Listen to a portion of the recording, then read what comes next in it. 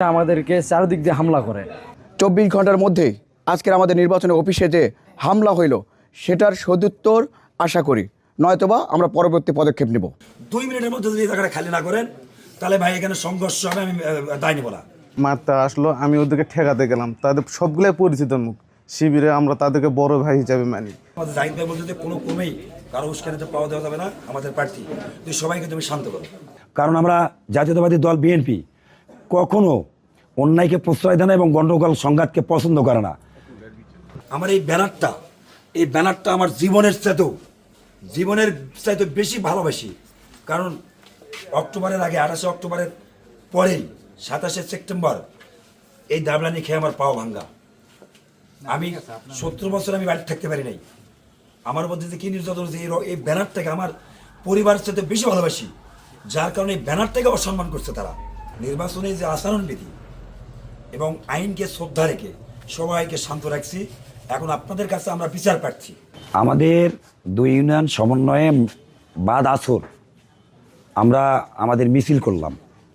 মিছিল চলাকালে জামাত থেকে আমার কাছে একটা মেসেজ আসে আমাদের এক মাধ্যমে, যে ওনারা বাদ মাকরি ওরা মিছিল দেবে। তখন আমরা আমাদের যেহেতু মিছিল পরে আমাদের পথসভা ছিল, আমাদের অনেক বক্তা ছিল, ওনাদের মিছিলের কারণে আমাদের মাকরিবের যখন আজান দেয় ঠিক ওই মুহূর্তে আমাদের সাবেক জেলা বিএনপির সাংগঠনিক সম্পাদক মকবুল রহমান গুরকি ভাইয়ের বক্তব্য শেষ করেই আমরা কিন্তু আমাদের মিছিল সমাপ্ত ঘোষণা করছি। যার যার মতো তাইতে আমাদের গন্তব্যস্থানে চলে গেছে। মাকরিবের পরে ওনারা মিছিল বের করছে ওই যে শিয়ালনগরের রাস্তা থেকে। আমাদেরকে আসলো আমজাদ যে ভাই এখন আমরা মিছিল করতে পারি কিনা। আমি বললাম যে ভাই ঠিক আছে, আপনারা মিছিল করেন, আমাদের কোনো আপত্তি না, আপনাদের জন্য আমরা সম্মান দেখেছি, আমাদের মিছিল আমরা কিন্তু স্থগিত করে দিয়েছি, আমাদের সমাপ্ত ঘোষণা করে দিয়েছি। এখন আপনারা মিছিল করতে পারেন, আমাদের কোনো আপত্তি নাই।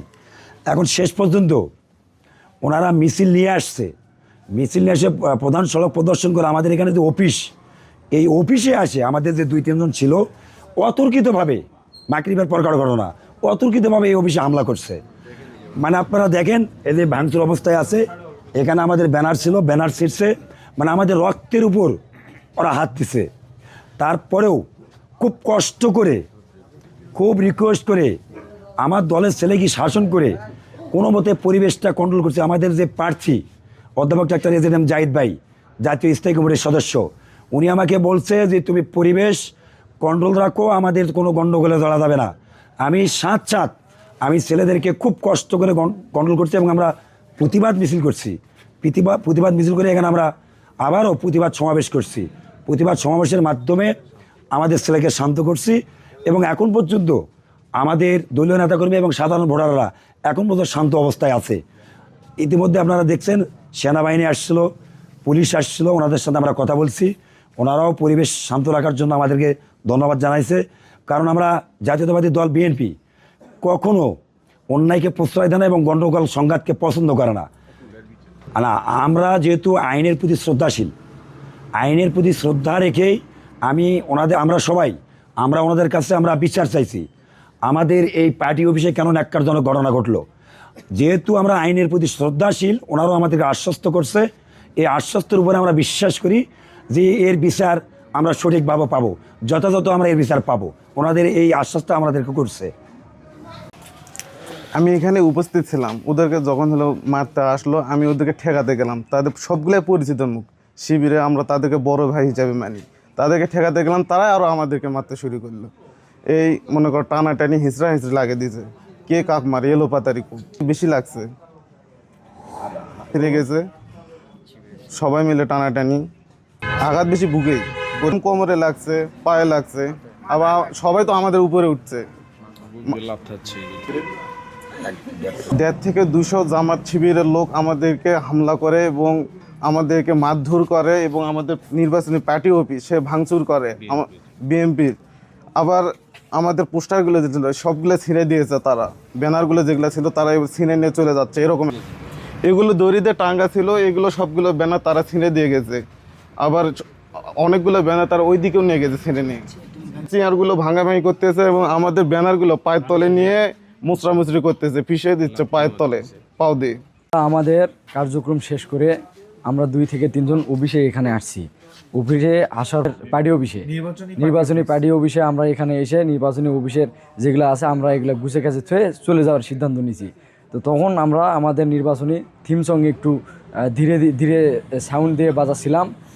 জামাত শিবিরের লোকেরা এখানে প্রোগ্রাম ছিল, ওরা এসে ডাইরেক্ট এখানে এসে বলতেছে যে আপনাদের এই থিম সং বন্ধ করতে হবে। তা আমি বলতেছি ভাই সাউন্ড আমি কমে দিচ্ছি, সমস্যা না, আপনারা আমাদের করেন। এই বলে ওরা আর কিছু না শুনে আমাদেরকে চারদিক দিয়ে হামলা করে। এখানে আমি ছিলাম, আমার হাত একজন এইভাবে পিছন দিক দিয়ে ধরছিল, ধরে একজন আমার গলায় হাত দিছে, দিয়ে আমাকে ফেলে দিয়ে আমাদেরকে মানে মাটিতে গড়াগড়ি করতেছে সবাই, মানে অনেক কজন এলো পাতারি মানে হামলা করছে। আমি কাউকে ঠিকমতো দেখতে পাইনি, কিন্তু ওরা পা দিয়ে হাত দিয়ে যেটাই পাইছে সেটাই দিয়ে আঘাত করছে, আমার মানে গলাতে লাগছে, এগুলা টানাটানি করছে এবং শেষ পর্যায়ে আমার উপর হাতুড়ি নিয়ে মাথাতে আঘাত করছে আসছিল।